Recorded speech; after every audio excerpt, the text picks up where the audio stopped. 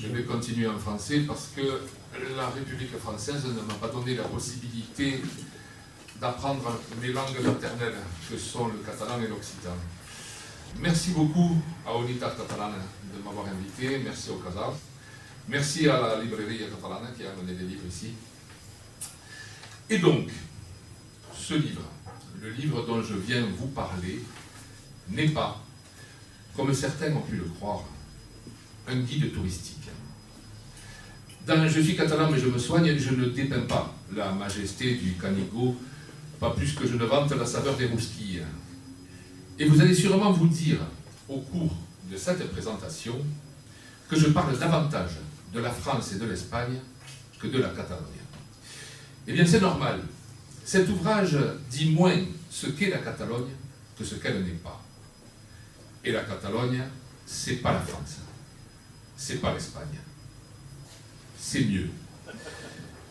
Je suis catalan mais je me soigne est un ouvrage dans lequel je tente d'évoquer, entre autres choses, les rapports difficiles que la Catalogne entretient depuis à peu près 1000 ans avec ses deux pénibles voisins. Cette proximité douloureuse a trouvé de nombreuses expressions au cours de l'histoire, des expressions militaires et linguistiques notamment. Il faut dire que la France et l'Espagne entretiennent un rapport faussé avec leur langue véhiculaire, que ces deux pays parent à tort de toutes les vertus. À ce propos, je vais vous parler d'un Français de souche. Pas un Pujol, un Ferrer ou un Blay, non. Un qui s'appelle Philippe Boula de Mareuil. Philippe Boula de Mareuil est linguiste, directeur de recherche au CNRS. Je trouve que ce genre de CV, ça te pose son bonhomme. Hein. Alors, dans un livre intitulé « D'où viennent les accents régionaux ?», Philippe Boula de Mareuil explique en substance que, d'un point de vue scientifique, linguistique, il n'y a aucune différence entre langue, dialecte et patois. Si des différences existent, elles sont artificielles et ont été créées pour des raisons politiques, historiques, sociales, culturelles, etc. Mais elles n'ont aucune validité scientifique. Dans ce bouquin, Philippe Boula de Mareuil mentionne même un trait d'esprit que les linguistes aiment raconter. Une langue, c'est un patois qui a une armée. La star des linguistes français, Claude Agege, malheureusement décédé aujourd'hui, n'a pas dit autre chose dans une interview de Michel Felten-Palace à l'Express, dont je vous cite un extrait. En premier lieu, il n'existe pas de langue supérieure. Le français ne s'est pas imposé en raison de ses supposées qualités linguistiques, mais parce qu'il s'agissait de la langue du roi, puis de celle de la République. Un parler ne se développe jamais en raison de la richesse de son vocabulaire ou de la complexité de sa grammaire, mais parce que l'État qui l'utilise est puissant militairement. Tous les linguistes du monde sont donc d'accord là-dessus. Il n'y a pas de patois, il n'y a que des langues, et aucune n'est supérieure à une autre. Et il n'est pas du tout étonnant que les linguistes arrivent à ce constat. Une langue, c'est une production humaine. On ne peut donc pas hiérarchiser les langues sans hiérarchiser leurs locuteurs. Or, comment appelle-t-on un raisonnement qui hiérarchise des êtres humains ? Ça s'appelle un raisonnement raciste. En faisant cet évident constat de l'égalité des langues, les linguistes ont donc rencontré les philosophes, les ethnologues, les anthropologues et les généticiens, qui eux aussi ont conclu à l'égalité des groupes humains. L'UNESCO le dit d'ailleurs clairement à l'article 1er, alinéa 4 de sa déclaration sur la race et les préjugés raciaux. Tous les peuples du monde sont dotés des mêmes facultés. Conséquemment, le terme patois, parce qu'il infériorise une langue et donc un groupe humain, est un terme raciste. Et en Espagne comme en France, le racisme, ce n'est pas une opinion, c'est un délit. Alors, Quand c'est tonton Gérard, un soir à l'apéro, qui raconte que sa grand-mère a parlé patois, franchement, c'est pas très grave. Mais quand c'est le président des Français, Emmanuel Machin, qui utilise ce terme publiquement à l'occasion de la sortie du dictionnaire de l'Académie française, ça pose un gros problème. Le président, ce jour-là, s'est rendu coupable de racisme. Le président des Français est un délinquant, tout comme nombre de journalistes, comme le site de l'Académie française, le site de l'Assemblée nationale et bien d'autres encore. En fait, depuis sa création, la République française trahit les principes qu'elle a pourtant inscrits au fronton de ses édifices publics. La France a toujours distingué des citoyens de première et de deuxième classe, les Français de souche et les autres, ceux qu'on appelle les provinciaux, c'est-à-dire étymologiquement les habitants des territoires vaincus, de provincere en latin. Dans mon livre, je reviens sur la triste année 1793 qui a vu la révolte girondine être réprimée dans le sang par le pouvoir jacobin et l'insurrection des provinces contre Paris être matée par une armée fanatique qui a massacré à peu près 300 000 personnes. 300 000 personnes pour une population à l'époque d'environ 30 millions d'habitants. 1% de la population a été éliminée pour que le pouvoir puisse rester à Paris. Je vous jure que je n'invente rien. Il y a un consensus des historiens sur les insurrections de 1793. Pourtant, cet épisode désastreux de la Révolution n'est jamais évoqué à l'école. Et pourtant encore, la France hyper-centralisée que nous connaissons aujourd'hui doit plus à ce massacre qui a été l'initiateur de la terreur qu'à l'année 1789 et à la prise de la Bastille qui sont célébrées chaque année. L'année suivante, en 1794, dans son rapport sur la nécessité et les moyens d'anéantir le patois, l'abbé Grégoire explique que le français qui à l'époque n'était parlé qu'en Île-de-France. En province, on parle d'autre chose. Non, il explique que le français est une langue à la marche claire et méthodique, tandis qu'ailleurs en province, on n'utilise que des jargons lourds et grossiers. Et Grégoire ne s'arrête pas à la métropole.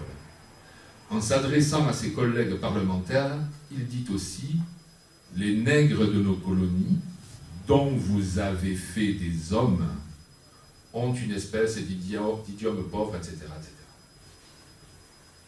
Dont vous avez fait des hommes. Pour l'abbé Grégoire, les Noirs sont donc faits hommes lorsqu'ils deviennent français et francophones par la grâce de la République. Sans ça, ils ne sont pas des hommes. On connaît la réponse.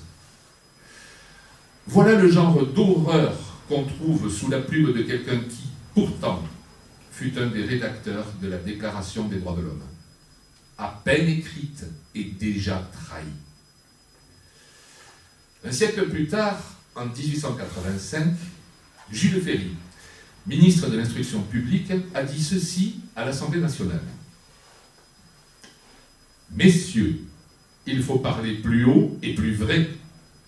Il faut dire ouvertement qu'en effet, les races supérieures ont un droit vis-à-vis des races inférieures. Elles ont un droit parce qu'il y a un devoir pour elles. Elles ont le devoir de civiliser les races inférieures. » Cette monstrueuse intervention a fait dire au sociolinguiste Louis-Jean Calvé, dans cette division manichéenne, arabes, basques, bretons, catalans, africains, occitans sont du même côté de la barrière, du côté des sauvages.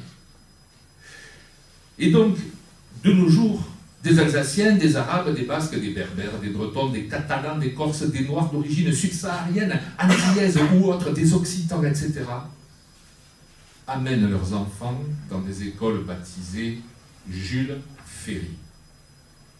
Bien sûr que je suis adepte de la cancel culture. Et il est facile de comprendre pourquoi les stato-nationalistes français, eux, y sont opposés. Remettre en cause le roman national revient à contester le jacobinisme, l'hégémonie francilienne. Quelques chiffres parmi beaucoup d'autres malheureusement. Les deux départements les plus riches de France sont Paris et les Hauts-de-Seine. Les populations de Paris et des Hauts-de-Seine représentent 6% de la population française. Mais 27% des ministres régaliens de la Ve République sont nés à Paris ou dans les Hauts-de-Seine. Ce qui constitue une surreprésentation de 350% de la bourgeoisie francilienne à la tête des ministères de la République. Il faut que je vous parle de notre linguiste, sociolinguiste, Philippe Blanchet. Philippe Blanchet, c'est celui qui a identifié la glottophobie et qui en a forgé le nom. Pour faire court, la glottophobie, c'est la discrimination à l'accent.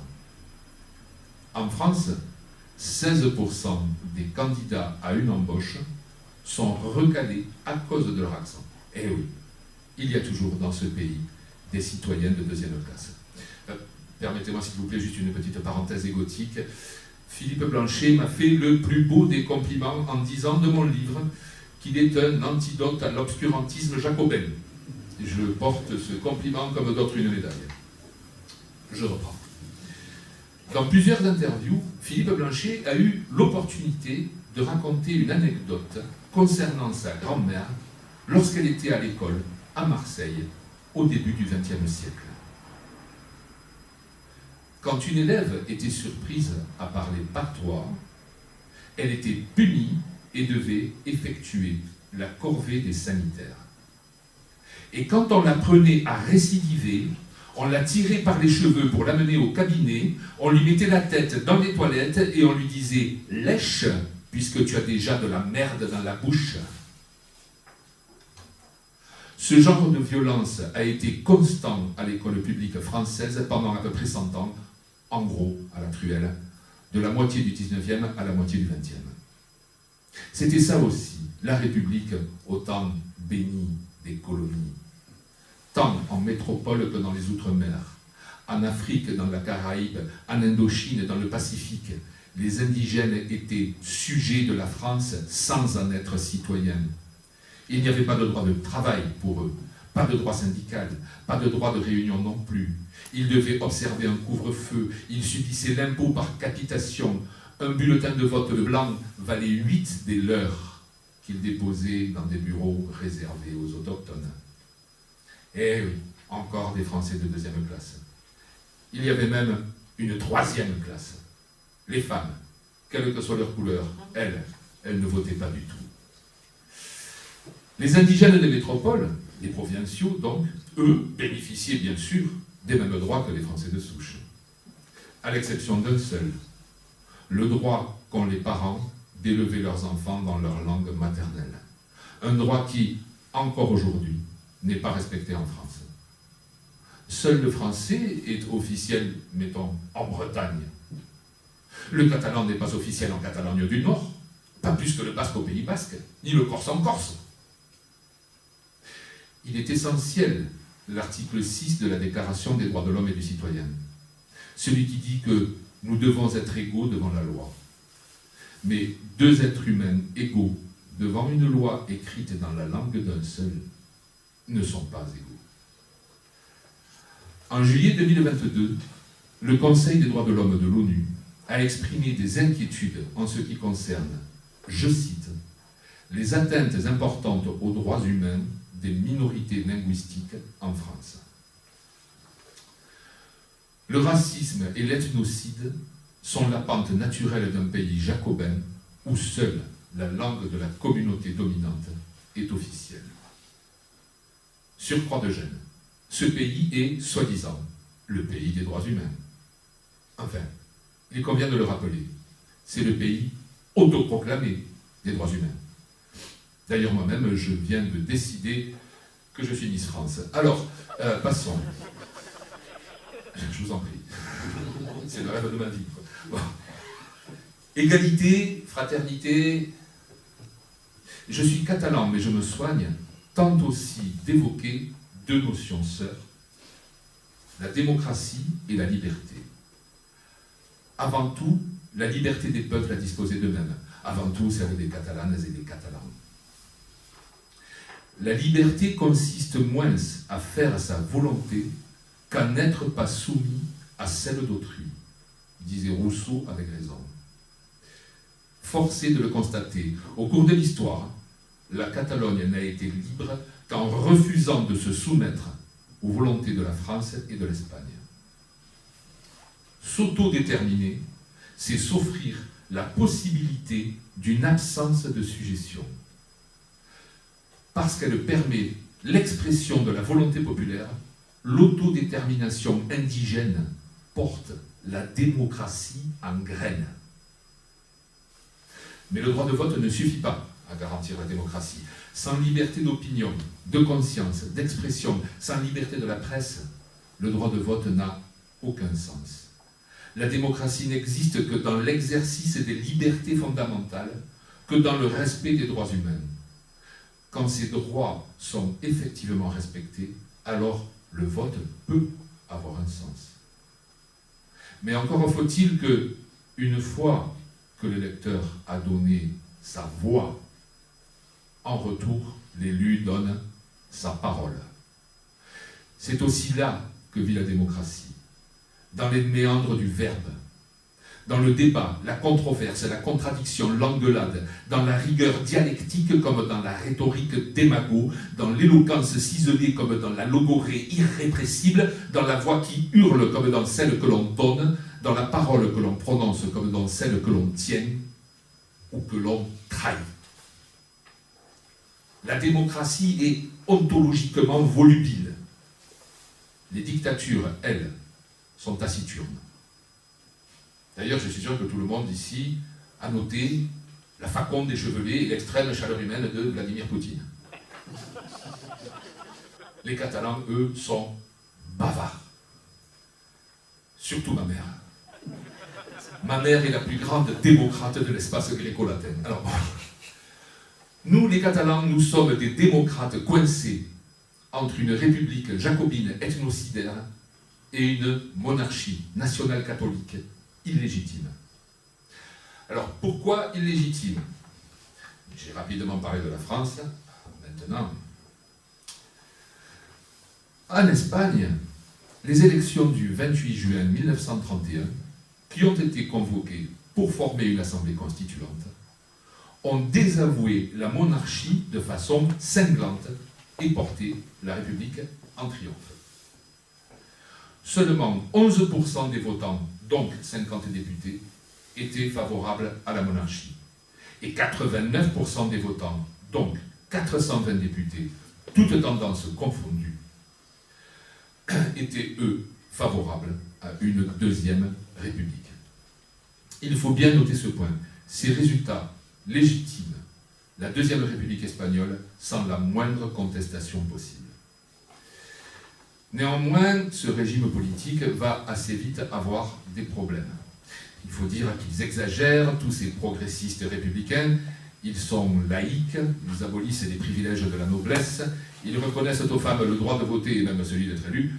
Bref, l'Église, l'armée, la noblesse et la bourgeoisie foncière décident que ça ne peut plus durer et commencent à envisager un putsch.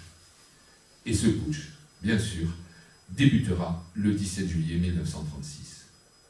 On connaît la suite. Après le putsch, la guerre. Et après la guerre, la dictature. Pendant 3 ans, la guerre civile d'Espagne a donc vu s'affronter le camp des putschistes et celui des républicains. Pour des raisons trop longues à expliquer ici, mais dont vous trouverez le détail dans mon livre pour la modique somme de 12 €. Donc, pour des raisons trop longues à expliquer ici, la France et le Royaume-Uni n'ont pas apporté leur aide aux républicains, tandis que les nazis et les fascistes italiens ont ouvertement et efficacement soutenu le camp franquiste. L'URSS ayant de surcroît joué un jeu trouble pendant la guerre, au bout de 3 ans, tout était perdu pour le camp républicain. La deuxième République espagnole, qui, je vous le rappelle, a été légitimée par les élections de 1931, n'a donc pu être abolie par les putschistes franquistes que grâce à leur alliance avec deux puissances étrangères, l'Italie fasciste et l'Allemagne nazie. À la mort de Franco, en 1975, une troisième république semblait donc logique pour succéder à la deuxième, à moins que j'ai raté le cours préparatoire à mon insu. Tout comme la quatrième république française a succédé à la troisième après la chute de Vichy. La chute de Vichy, c'était donc la prise de la Bastille. Je suis désolé. Mais non, il n'y a pas eu de troisième république espagnole. Comme l'avait souhaité le dictateur Francisco Franco, au fil de la Grande Puta, pardon, comme l'avait souhaité le dictateur Franco, à sa mort, c'est le petit-fils d'Alphonse XIII qui a pris les rênes de l'Espagne, Juan Carlos de Borbón. Voici un court extrait de son discours d'investiture. Une figure exceptionnelle entre dans l'histoire.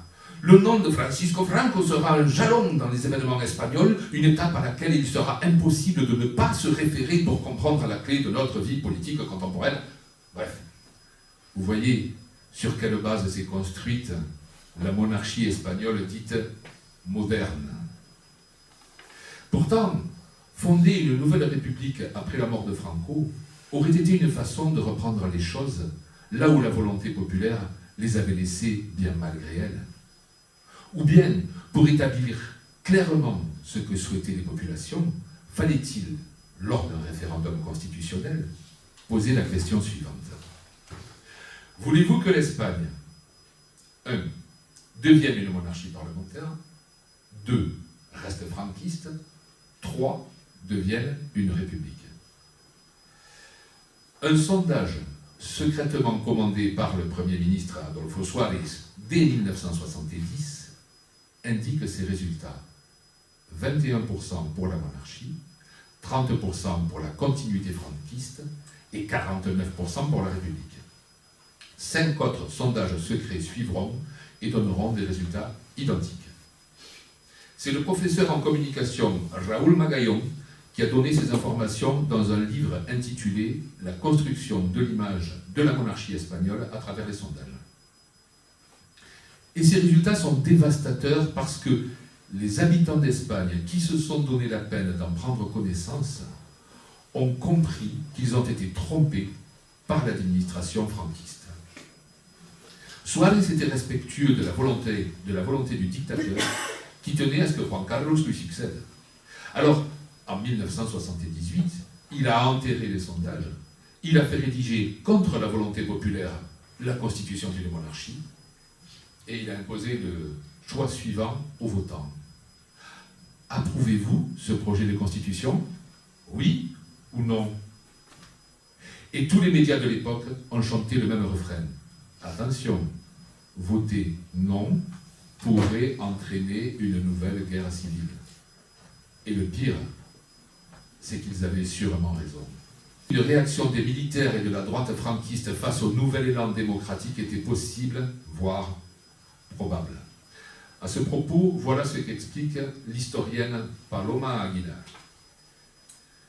Il existait dans la société, après la mort du dictateur, beaucoup d'incertitudes et de peur. Cette dernière, largement imputable à la mémoire traumatique de la guerre civile, a été omniprésente tout au long du processus référendaire. Aussi, exténuées après 36 ans tyranniques, les populations d'Espagne ont validé la constitution de la monarchie avec 88% de votes favorables et 67% de participation. Mais ça, c'était pas un référendum, c'était une arnaque.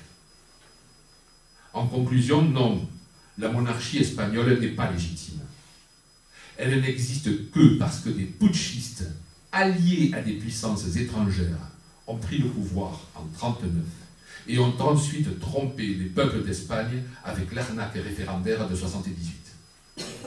Alors vous pensez bien que quand ces gens disent « Oh ben, les Catalans ne sont pas légitimes à organiser un référendum sur leur indépendance », on peut quand même rigoler 2 minutes. Et toi, d'où tu es légitime? Il faut que le royaume d'Espagne comprenne enfin. Philippe VI dont la vivacité intellectuelle dans l'arène politique rappelle un vélo Solex sur l'autoroute. Philippe VI, disais-je, on n'en veut pas. Les Catalans n'ont pas de roi. Il faut que la République française comprenne enfin. Les Catalans du Nord, eux aussi, ont Barcelone pour capitale, et non pas Paris, ce lointain centre d'autre chose, où des inconnus planqués dans des palais dorés et hermétiques prennent des décisions concernant mon territoire, alors qu'il se situe à 900 bornes de l'Élysée. Montesquieu, Rousseau, Auguste Comte, Pierre-Joseph Proudhon, Léopold Koch, Ernst Schumacher et tant d'autres, tous l'ont répété. Une démocratie respectueuse de ses valeurs est une démocratie de proximité. Des ombres brunes sont en train, à nouveau, de se répandre en Europe. Et la Catalogne peut devenir exemplaire de l'indispensable renouveau démocratique du continent.